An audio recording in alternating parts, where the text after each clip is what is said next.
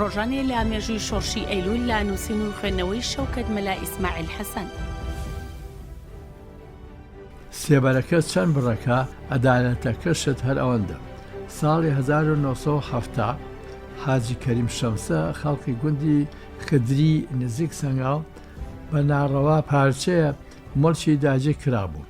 بۆ شکا چوو بۆ لای سەر بارزانی لە دیلمان.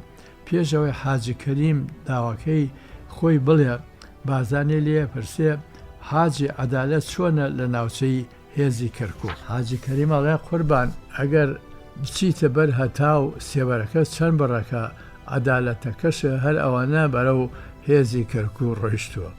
حاجی کەریم سێ چوار شەو زیاتر لە دیلمان مایەوە هەموو شەوێ بارزانی لێ پرسێ ئێ حاجی عەدالەت چۆنە لەو ناوچەیە؟ ئەمیش هەمان وەڵامی ئەدایەوە. دواتر لە ساڵی 1970 کە من بووم بە فەرماندەی فەوجی پێنجی حرەسەدود لە سەنگاو و هەروەها فەرماندەی هێزی کەرکووی شیشم پێسپێرا بوو، لە ڕێی دادگاوە پارچە زەویەکەی وەرگرتەوە و گلێکەی نەما.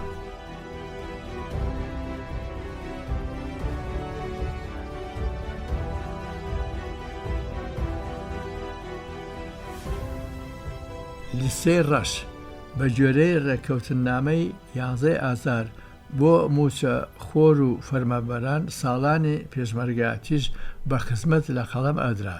لە دوای 11 ئازارەوە بە ماوەی چەند مانگێک بەڕێوەبەراتی پۆلیس لە بەغاوە داوای کرد ئەو ئەفسەرە پۆلیسانەی لەگەڵ شۆڕشدا بچن بۆ بەغا و ئامادەی تاقیکردنەوە بن بۆ بەرزکردنەوەی ئاس واتە تەرفیع. ئەوەی سەرکەوتوو نەبێت 4 ساڵ بەرزکردنەوەکەی دواکەوێت. لە ئەنجامی تاقیکردنەوەکەدا من و برادەرەکانم سەرکەوتنمان بەدەستهێنا. وەزیری ناوخۆ ویستی من و ڕائیدی پۆلیس حەمەی سێعەلی دابنێ بە بەڕێوەبەری پۆلیس لە پارێزگاکانی خواروی عێراق، هەروەکو چۆن هەندێک کوردی دیکە دانرابوون بە فەرمانبەر لە ناوەڕاستی عێراقا. کاتێکیان بۆ دیاری کردین بۆ ئێوارە لە وەزارەت چاوی پێمان بکوێ. من و حەمەی سێعەلی لە کاتی دیاریکراوەدا چوین، پیان ڕاگەیاندن لە تاقیکردنەوەکەدا سەرکەوتوو بووین و ئەیانەوێ لە خواروی عێراق دامان بمەزرێنن. پرسیان لێ کردین، وتیان ڕاتان چییە؟ وتمان ئەبێ بگەڕێنەوە بۆ گەڵاڵە، دوایی خۆمان دێینەوە یان ئاگادارتان ئەکەینەوە. گەڕامەوە بۆ بارەگای بارزانی و ئەم پێشنیارەی وەزیری ناوخۆمان بە کاک ئەدیس بارزانی ڕاگەیاند. ئەو کاتە لێپرساوی هەموو کاروبارێکی بیرۆی سەربازی بوو، مەکتەبی ئەسکەری. فەرمووی وەزیفەی میری لە ناوەڕاست و خواروی عێراق قبوڵ نەمەکەن. ئەمە ڕای بارزانیش بوو. ئێمەش لەسەر فەرمانی ئەوان نەچوینەوە بەلایدا. دڵنیا بووم ناوی من لای میری چۆتە لیسەی ڕەشە و بەڵگەش زۆرە لێرە باسی هەندێکی دەکەم. بە جۆرەی ڕێککەوتنامەی 11 ئازار بارزانی ناوی من و چەند کەسێکی دیکەشی دابوو بە میری بکرین بە باڵێرس. کاتێ مرتەزا حەدیسی هاتوو بۆ ناوپردان، بارزانی دەستی من و دەستی مرتەزای بە یەکگیان پێگوت کە چوویتەوە بەغا ئەو کارەی شەوکەتم بۆ جێبەجێ بکە. لەگەڵ ئەوەشان ناوی هەموو ئەوانی تر دەرچوو تەنها من نەبێت. دوای ماوەیەکی تر ناویاندام بە میری بکرێن بە وەکیلی وەزارەت، ئەویشان نەکرد.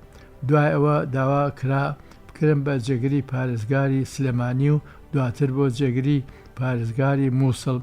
میری لەسەر هیچی ڕازی نەبوو. لە دوجاردا سامی عەبدوڕەحمان بە ناوی شۆڕشەوە تەلەفۆنی لەگەڵ بەڕێوەبەری گشتی پۆلیس کرد و کردمان بە ئامرفۆجی حرەسەدود لە سەنگاو.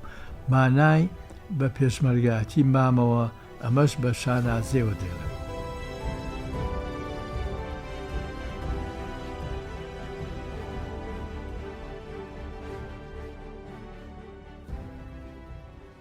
ئازوقە بۆ خێزانی شەهیدان. ساڵی 1974 کاتێک کە ئامرفۆجی پێنج بوو لە سەنگاو، دواتر فەوجی یەکی حرەسەدود لە بەمۆ، ئازوقەی پەسمەندە و زیاد لە پێویستی فەوجەکەم دابەشە کرد بەسەر خێزانی شەهیدەکانی شۆڕشی ئەیلولا و گوندەکانی دەوروبەری سەنگاو، هەروەها چەمچەماڵ و ناو شاری سلێمانیش و لیسەی ناوەکانم دەنار بۆ خوالێخۆش بوو کاک ئەدیس بارزانی.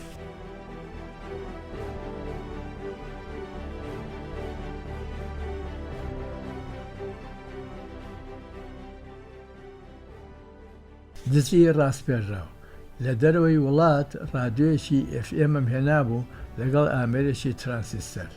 دوای 2-3 مانگ دەست هاتبوو سەر ماڵەکەمان لە گردەکەی ئاقاری و ڕادیۆکەیان بردبوو. مقدەمی شوتە عەبدولمەجید شاسوار بەڕێوەبەری ئیداری پۆلیس لە سلێمانی بە وردی و شارەزایی گەشتبووە دەستنیشانکردنی یەکێک لە دزەکان و دەجێ کرا، بەڵام نەگەیشتە ئاکام. بارودۆخی ناهەموار ڕووی کردەوە کورد و کوردستان.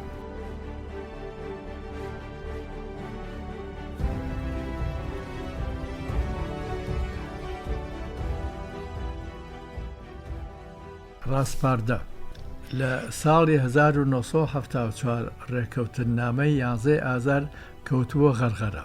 وەزیرەکانمان بەغایان بەجێ هێشت بوو. لە بەغدادەوە برادێکی کورد تەلەفۆنی بۆ کرد، وتی میری هەموو ئاگاداریەکی هەیە کە تۆ دەتوانی لەگەڵ بارزانی و ڕوبەڕوو قسە بکەیت. میری ڕاستپاردەیەکی گرنگی هەیە و ئێمەش تۆمان دەستنیشان کردووە بیگەێنی بە بارزانی و بۆ ئەم بەبەستەش بەڵکو بیت بۆ بەغداد. لە ڕاستیا هیچ دڵنیان نەبووم لە چوونم بۆ بەغداد، چونکە هیچ بڕواایەکم بە میری نەماوە. لەگەڵ ئەوەشتا پێم نا بە جەرجی خۆما و چوومەوە نەقلیات. ئۆتۆمبیلێکی حازر هەبوو، تەماشام کرد مامۆستا جەمال بابان لە ئۆتۆمبیلەکەدا دانیشتووە. منیش چوومە لای مامۆستا جەمال بابانەوە، بەرەو بەغا کەوتی نەڕێ. بە درێژای ڕێگە من هیچ ئارام نەبووم. لە هەموو سەیترەیەک بە تەما بووم دام بەزێن و بەندم بکەن. مامۆستا جەمال هەستی بەو نائارامی و شڵەژاوی من کردبوو، بە تایبەتی لە سێترەکانە وەک لەم دواییە لە سلێمانی بۆی جێڕامەوە، بەڵام ئەو ئاگاداری ئەم باسە نەبوو. گەشتمە بەغداد، چوومە ئوتێل و لەوێەوە پەیوەندیم بە برادەرەکەەوە کرد. پاش ماوەیەکی کەم هات بە شوێنمە، پیاوێکی دیکەشی لەگەڵدا بوو. دیار بوو ئەو پیاوە لێپرسراوێکی گرنگی میری بوو. ڕاستپاردە گرنگەکەیان پێوتم. بۆ بەیانی زوو بەرەو ناوپردان. دواتر حاجی هومەران کەوتمەڕێ. پێشەچی چوومە مەکتەبی سیاسی. دوو برادری لێپرسراوی لێبوو. ڕاستپاردەکەم بە ئەوان ڕاگەیاند و لەوێشەوە چوون بۆ خزمەت بازانی و هەموویم بۆ باس کرد. لە هەمان کاتدا سەیدا ساڵح یوسفی لە دەرەوەی وڵات هاتبووە. ئەویش ڕاستپاردەیەکی تایبەتی لە دەرەوەی وڵات هێنابوو. هەروەک من ئەویش بەجێی مەبەستی گیان. من لێرەدا ئەرکەکەی خۆمم بەجێهێنا. لە ڕاستیدا سەری پەتەکە تەنانەت بەدەست عێراقیشەوە نەمابوو. دەوڵەتە زلهێزەکان و وڵاتانی دراوسێ هەموو پلانێکیان داڕشت بوو بۆ تەفروتوناکردن و هەرسپێهێنانی ڕێکەوتنامەی 11 ئازار. بازانی فەرمووی هەموو دۆستەکانمان لێبوون بە دوژمن. دۆستیش کە دەبێ بە دوژمن لە دوژمن خراپترت پێ دەکات. بازانی دەیفەرموو ئەگەر پێشمەرگە لە بەرەکانی شەڕا برسی و تینوو بێت، دوژمن شکستیش بێنێ، پێشمەرگە ناتوانێت ڕاوەدوی بنێ و شوێنی بکێ و زەفەری پێبێنێ. هەروە پێشمەرگەی برسی و تینوو ئەگەر شکستی هێنا ناتوانێت لە دەست دوژمن ڕابکات و خۆی ڕزگار بکات. ئەنجا ئەو کەسەی نان و ئاو فرای پێشمەرگە ئەخات، ئەرشی سەرشانی پڕ بایەخە و جێی دەستی دیارە و جێی ڕەزامەندی و ڕێزی ئێمەیە.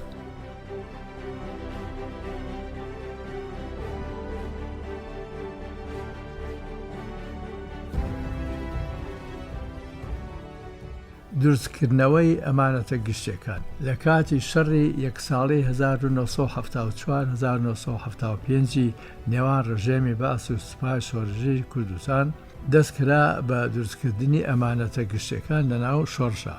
بێ جیاوازی و منمنۆکێ کاروباری شۆڕش پێدرا بە تازە هاتووەکان و ئەو ئەندامانەی پارتی و بێلایەن و سەر بە هەمەچەشنەی پارتە سیاسەکان کە لای میری خاوەن پلە و پایە بوون. بەشی هەر زۆریان ژیانی پێشمەرگایەتیان نەدی بوو. کەسانێک هەبوون بەم تازە هاتوانیان دەوت هاتوونەتە سەر بەروبوومی حازر و بێئەرک. تازە هاتووان دڵنیا بوون لە پاشی و ئەمینی پێشمەرگە کۆنەکان. لەبەر ئەم هۆیە بەشی زۆری پاسەوانەکانیان و فەڕەشەکانیان و چێشکەرەکان لە پێشمەرگە کۆنەکان بوون. شۆڕش بێ بەرچاوتەنی و بەو پەڕی دڵکراویەوە موچەی ماگانەی باش و چەکی کلاشکۆفی نوێی خستە بەردەسە. جگەر لە ئازوقەی لێشاو بە تایبەتی ئەمانەتی ڕۆشنبیری و ڕاگەاندن شوێن کۆمەڵگای ئەوان بوو. خانووە باشەکانی ئەو ناوچانەی ڕایەت و ئازادی بە ئەوان بەخشرا بوو. ڕوخسەت و پارەشیان لەبەردەسا بوو. بە جۆرەی ویست و ئارزوی خۆیان لە قەتپاڵ و گرد و گوێکانیاوەکان خانوو بۆ خۆیان دروست بکەن. دەوامی ڕۆژانە لە دام و دەستگاکانیان لە سەعات 8 بەیانیەوە بوو هەتا سەعات 2 نیوەڕۆ وەک دام و دەستگاکانی میری.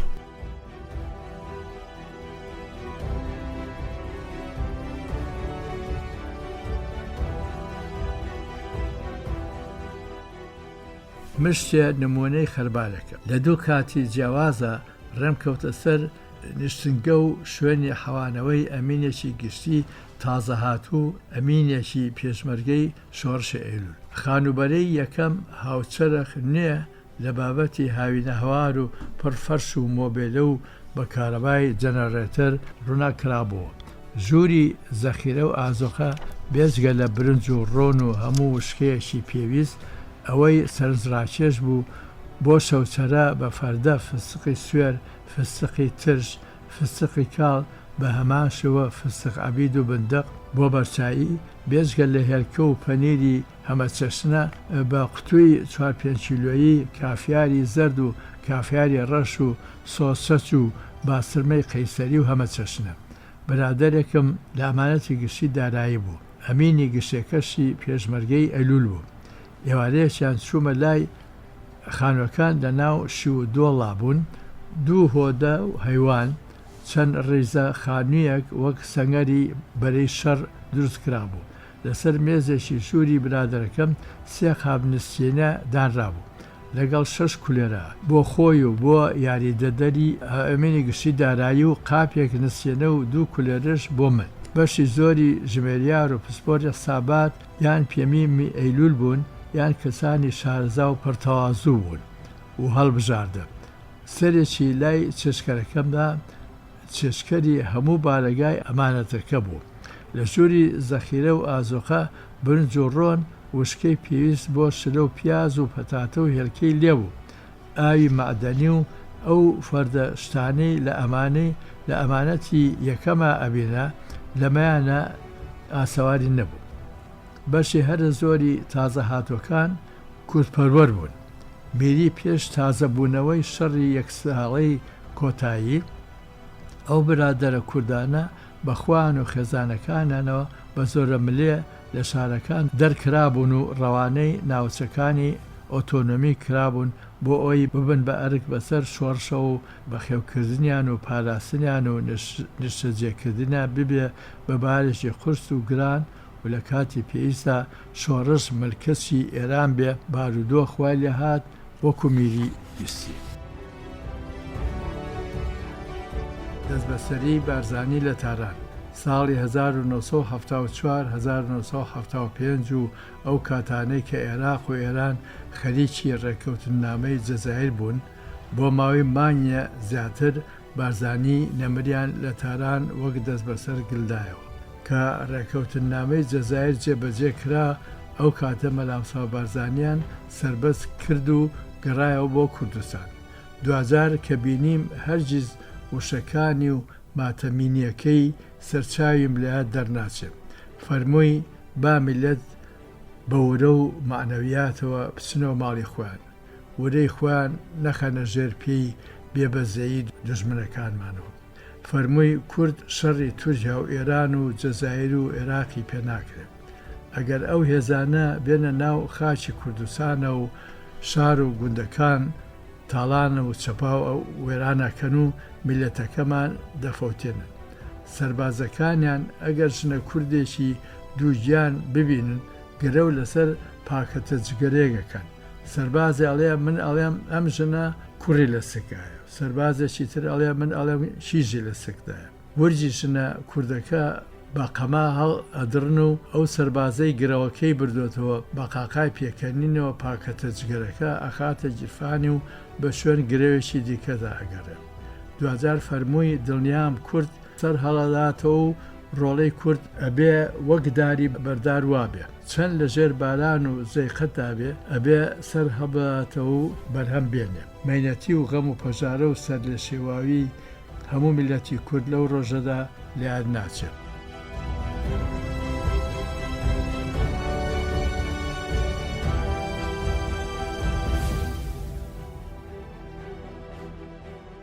پاساپۆرتی دروستکراو کاتێ سەرۆکبارزانی لە تەران بوو دوای نزکۆی شۆڕشی ئەیلول بواری نەئەدرا بە ئازادی خەباتی سیاسی و دیپلۆماسی بکە ناچار خۆی و سێ-چوار کەس لە پاسەوانەکانی بێ ئاگاداری ڕژێمی ئێران بە پاساپۆرتی دروستکرا و دەچنە ئەمریکا بە مۆر و ڤیزەی نایاسایی دوای خۆ ئاشکراکردن هەمویان بەند ئەکرێن و نزیکەی 2 هەفتە لە ئەمریکا داشارنەوە و بێسەرشێن ئەکرن دوای هەوڵ و تێکۆشانێکی زۆر دەدۆزرێنەوە و لە ئەمریکا دەمێننەوە و لەژێر چاودێری و سنوورێکی ئازادی بۆ دیاریکراوە لەلایەن دامۆزەزگەکانی ئەمریکاوە بەڵام سەرۆک مەلا موسفا بارزانی کۆڵ نادا و خەباتی سیاسی و دیپلۆماسی بەردەوامە بێت.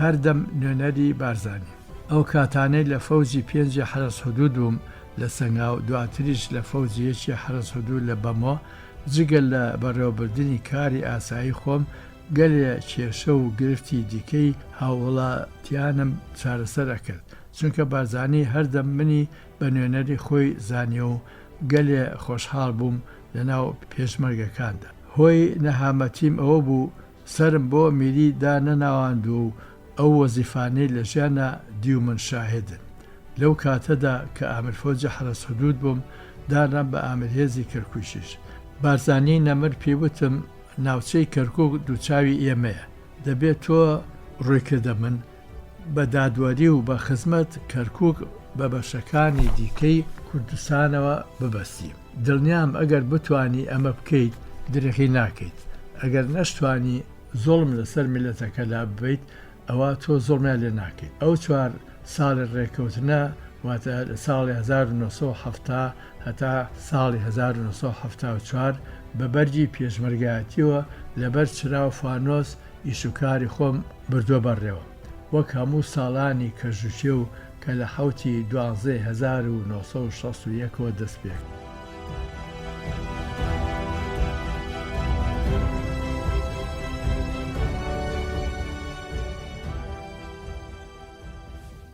هەڕاج و هەڕاجخانە لە کۆتایی ساڵی 1974 کاتێک شەڕ دەستی پێکردەوە بە پەلە هەندێک کەلوپەلمان لە ماڵە دراوسەکاندا ناو ئەوەشی مابوو لە خانۆکە جەمانهێشت مانیە کەمتر دوای تازەبوونەوەی شەڕ ئەمن و ئیستیخبارات چووبوونە سەر ماڵەکەم و کەوتوبوونە پشکنینی ماڵە دراوسەکانیشم و زۆری شتمان لە ماڵە دراوسێ بوو خراە پشت پیکابە و هەڕاجیان کردبوو دوا بە دوای ئەوان ئاسایی شەڵاوی بردوو بۆ سەر ماڵی خەزورم دوای پشکنینی زۆر گەلشتی ئەوانیشان بە ناویشتی منەوە بردبوو هەمووی هەڕاج کرا لە دواکاتە خانۆکەمیان دابوو بە موچەخۆرێکی خوان ئەوەی ئەمن نەیبردبوو ئەو کەسە بردی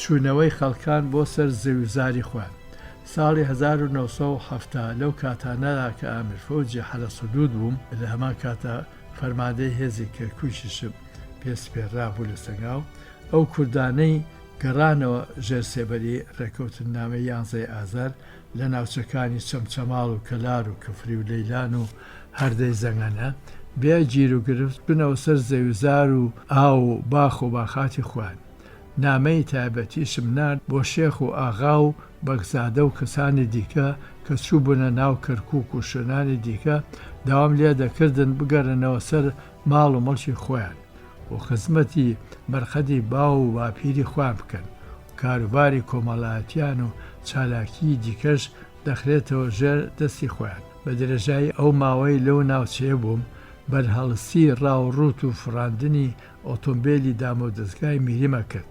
بواری گێرە شێوێنی خراپەکاریم نەئەدا. ئەگەرچی ئەو خراپکارە لە ناوچەکە لێپرساو بووایە، شڕ و شیتاڵیم لە بارەگاکە فرێ ئەدایە دەرەوە. لای من گرنگ ئەوە بوو ڕێککەوتنامەی 11 ئازار بچەسپێ و لە دەست دەرنەچێ و خزمەتی میلەت بکرێت.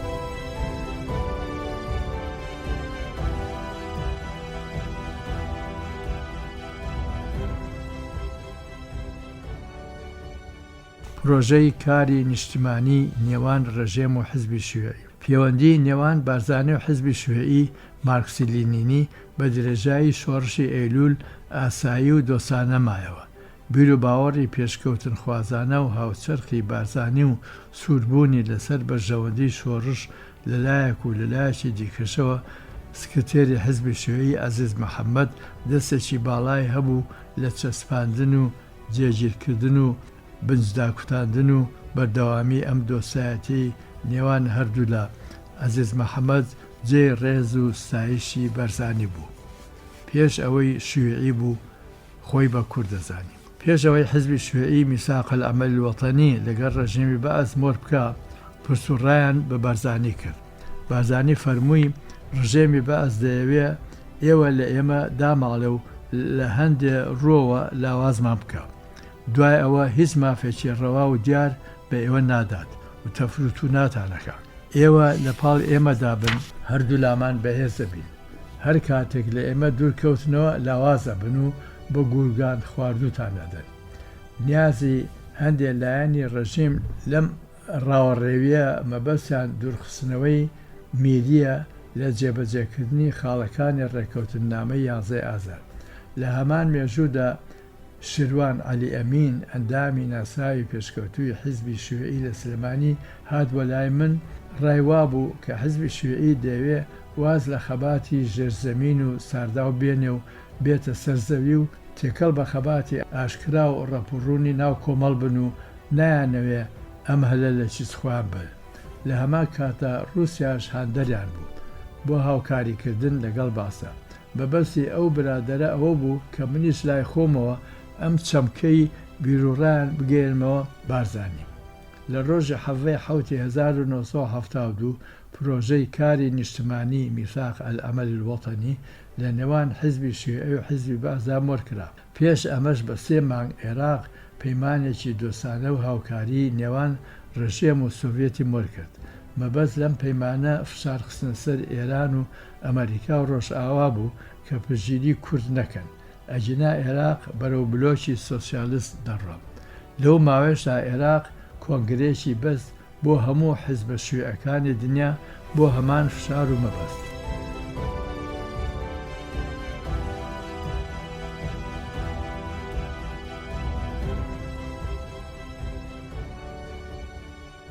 کودەتاکەی نازمگزار و هاوتاوانەکانی. خوێنەری هێژا لێرەدا زۆر بە کورتی باسی کودەتا سەرنەکەوتۆکەی نازمگزار دەکەم. ئەوەی پەیوەندی بە ڕێککەوتنامەی 11 ئازاری 1970 هەبێت، دوای بڵاوکردنەوەی ڕێککەوتنامەی 11 ئازار بە چەند ڕۆژێ نازمگزار پەیوەندی نهێنی دەکا بە ئەو وڵاتانەوەی ڕایان سلبی بوو بەرامبەر ئەم ڕێککەوتنامەیە. نازمگزار لە هەموو ئوتێلەکانی هێلتن لە ڕۆژئاوا و ڕۆژهەڵات باڵێکی تایبەتی هەبوو. نازمگزار هێوا شێواز زەمینەی پیلان و پلان ئامادەکات، بە تایبەتی لەگەڵ شای ئێران دژێر ڕێککەوتنامەی 11 ئازار. شای ئێران لە ڕۆژنامەکانە بە حزبی باسیەوت نەخۆشی شێرپەنجەیە لە ڕۆژهەڵاتی ناوڕاستە. بە جۆرەی ڕێککەوتنی نێوان شا و نازمگزار 4-5 کۆماندۆی ئێرانی فڕۆکێشی بۆینگی 747یان فران و لە فڕۆکەخانەی بەسرە نیشتەوە. کۆماندۆکان بە ناوی معارەزەوە و هەروەها دژاتی شای ئێران نێردرانە لای جەنەرال بەختیاری کە لە بەخا بوو. دوای ماوەیەک بە ناوی ڕاو و سەیرانەوە دەیبەن بۆ ڕۆستەمیەی دەرەوەی بەختات. جەنەرال بەختیاریان تیرۆر کرد و لە شوێنی دیاریکراوە بەجانێشت. کۆماندۆکان نێردرانەوە بۆ ئێران بە ئاسمانە هاتن و لە ئەرزەوە ئاودی و کرانەوە.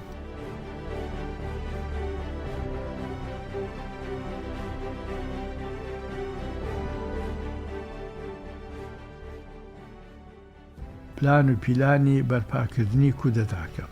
نازم گزار پیلانی دانا بۆ کوشتنی ئەحمە حەسەن بەکر کە لە بولغاریا ئەگەڕێتەوە بۆ فڕۆکەخانەی بەغداد.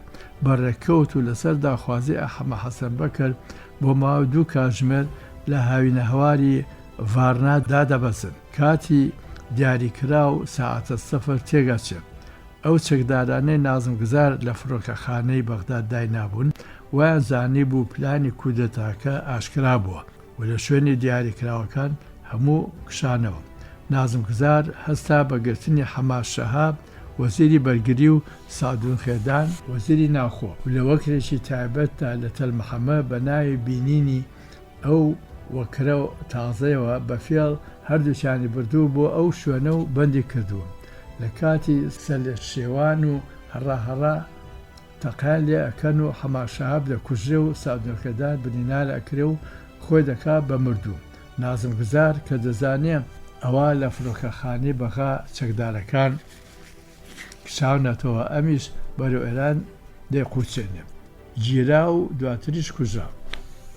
هەندێک کەسانی دیکە کە بەشدار بوون لەو پیلان و پلانانەی سەرەوە لە کودەتا سەرنەکەوتۆکەشە بەرەو سنووری سووری هەڵدێن و بە 2 ئۆتۆمبیل تار دەبن. کودەتاکە سەری نەگرت. ئەوەی شایانی باسە لە هەموو سەفارەتەکانی عێراق لە ڕۆژئاوا و ڕۆژهەڵات بێتەل و جفری تایبەت و سیخۆری نازم گزار چاندرا بوون. ڕاستەوخۆ بێ ئەوەی هیچ سەفیرێک بروسەکە ببینێ پلان و پیلانەکانی نازم گزار و هاوتاوانەکانی لە دەورەی وڵات ئەنجام ئەدران. کاتێ مەلاکان بە پلانی نازم گزار و ئاگاداری دەست و پەیوەندەکەی چوون بارزانی بکوژن، خوا کارێکی کرد هەمویان کوژران بارزانی سەلامەت دەرچوو. تەنها ساچمەیەکی بچووک بەرپێسی دەموچاوی کەوتووە. ئەو کاتە من ئامیر فەوجی حرەس حودود بووم لە سەنگاو. هەروەها فەرماندەی هێزی کەرکووشیش بووم. بۆ پیرۆزبایی سەلامەتی و وەرگرتنی فەرمان چوومە خزمە بارزانی نەمەر. فەرمووی ڕێککەوتنامەی ئازار لە ژیانی من خۆشەویسترە. هیچ کەسێ پشێوی و ئاڵۆزی دروست نەکا. ئەم کردارەی دژی من ئەنجامدرا دژی ئەم دەستکەوتەی میلەتی کوردە. هەروەها دژی ئەو کەسانەشە کە لە ناو میریدا لەگەڵ من ئیمزای ڕێککەوتنامەکان کردووە. ئەمە پلانێکی گەورەیە بەرامبەر ئەمبار و دۆخە و ئارامیەی ئێستا لە سەرانسەر عێراق چەسپاوە.